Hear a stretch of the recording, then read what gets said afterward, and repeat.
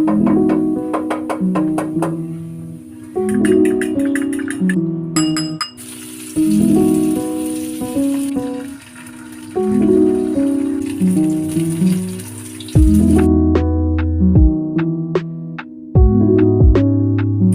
siya. Tapos high-waisted pa. And 20 pesos lang siya. Hindi ko siya susutin. Pero kasi ang ganda niya. Hi guys! Good morning! Kakagising ko nga lang. And pagising ko, mag-isa lang ako dito sa bahay. Kaya ako na lang gagawa ng breakfast namin for today. Pero hindi naman siya ganun kabonggang breakfast. Like normal breakfast lang ng mga Pinoy yung gagawin ko. And ang una kong gagawin is yung fried rice. Siyempre, kailangan natin ng rice. Tapos, mga condiments, yung mga ganyan. Lahat ng condiments ilalagay ko talaga. Ganun ako mag-antawag dito. Mag-fried rice. So, panoorin niyo ako magluto.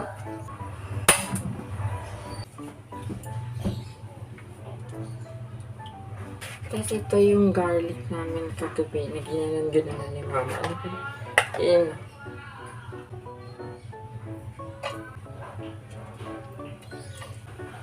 I love garlic. Kaya damihan na. Oh my gosh, tapon. Yung bago namin yun.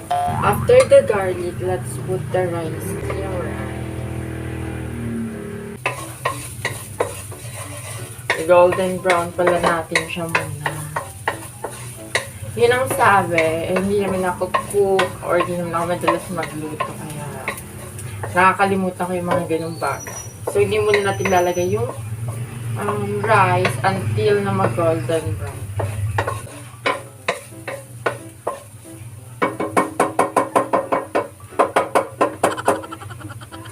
Let's put the rice na. Amoy goma.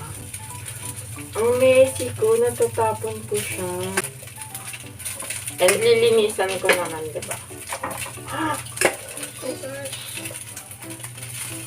Papakita ko sa inyo gano'n ako ka-messy. Yan, kung paano ko magluto. Sobrang messy pala.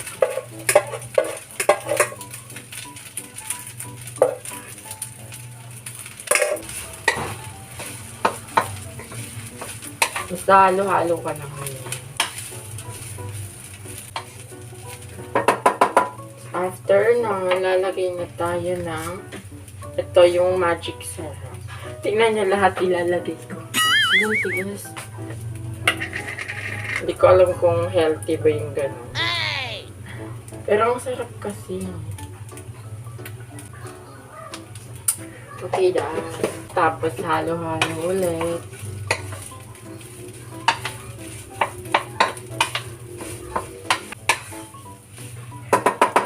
Next, ito veggie naman. May nakalagay kasi baka malito kami sa nangyayari sa kanya. Unting-unti lang rin. Ay, isa pa.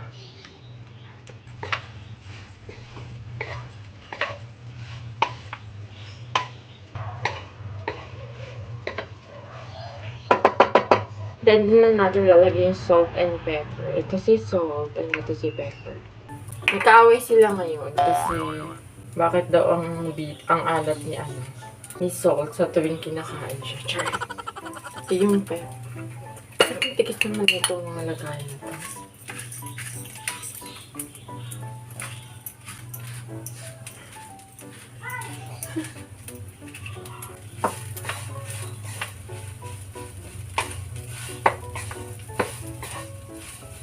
And this is the final na ilalagay natin. Ito, garlic oil. Wala lang.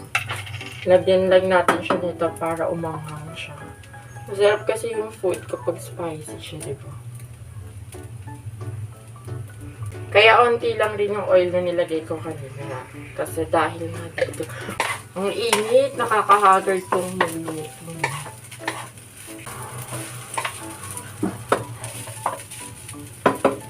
So, ayun na yung fried rice natin. Tingnan nyo. Ayan na siya, yung fried rice. Hindi ko mahalo kasi kaliwang kamay yung gamit kong sa spatula. Eh, I'm not a lefty. Kaya yun. Next naman yung, syempre, for the ulam.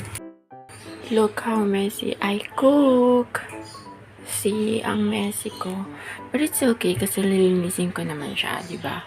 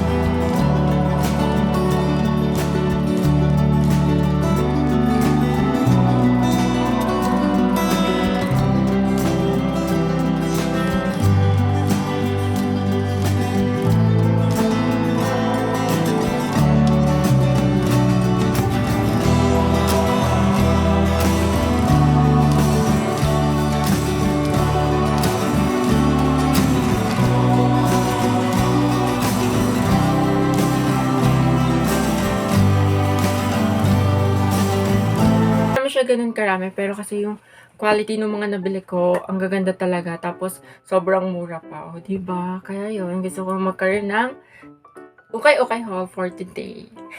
So, yun, ito muna tayo. Marami akong bottoms na nabili actually nito. 3 lang pala to, pero may dinagdag akong isa. Sasabihin ko mamaya ba't ko siya dinagdag. Okay, itong una ko nabili. Ayan, maong siya, maong short. Yan. Tapos, hindi siya masyadong maikli talaga. Tapos, may nakasulat dyan na, ano to? I ove and hate. I ove daw. Kung sinakulangan ng L dito, pero for sure, I love and hate yan. Kasi yan. Tapos, medyo maluwang siya sa akin. Bali, papasikipan ko na lang to.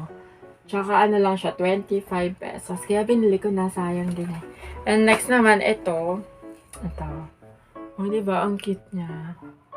Tapos, maikli siya, oo. Pero, wala, ganun yung mga gusto ko talaga. Tapos sobrang sakto lang ng fit dito. Kahit di na ako mag-belt, ganun. Maganda siya. Tapos high-waisted pa. And 20 pesos lang siya. Tapos ito naman, tingnan mo. Ito yung diragdag ko kasi nga, ito. nakita. Nakita niyo, sa mga nanonood sa akin, nakita niyo na to sa cheap haul ko, yung ukay-ukay haul ko. Ilalagay ko yung link sa description box, panoorin niyo na rin. Kasi pinakita ko rin yung mga nabili ko sa ukay-ukay na bottoms tsaka tops. So, yun. And ito naman last bottom na binili ko. Ito mura lang, ayun na. Ang cute eh. Ito sobrang ikli. For sure, susutin nyo lang ito pag matutulog na kayo. Huwag nyo siya susutin pag lalabas kayo. Kasi, girl, lumalabas talaga yung mga, tawag ba dun? Mga peaches nyo, kung meron man. Tapos, bumili rin ako neto. Alam ko naman di ko siya susutin. Pero kasi, ang ganda niya. Tsaka sayang din naman, di ba? 50 pesos lang to. Ay, hindi. Feeling ko masusuot ko to kasi good condition pa naman siya. Tsaka, ang ganda niya talaga. Tingnan mo, may ganyan pa siya, oh. Yes. Converse daw. Sabi ko nga, ate, meron ba kayo ibang color nito? Syempre, wala. Kasi isa lang siya. Tapos, buti sakto siya sa paa ko. Ang laki talaga ng paa ko, my gosh. So, ayun lang.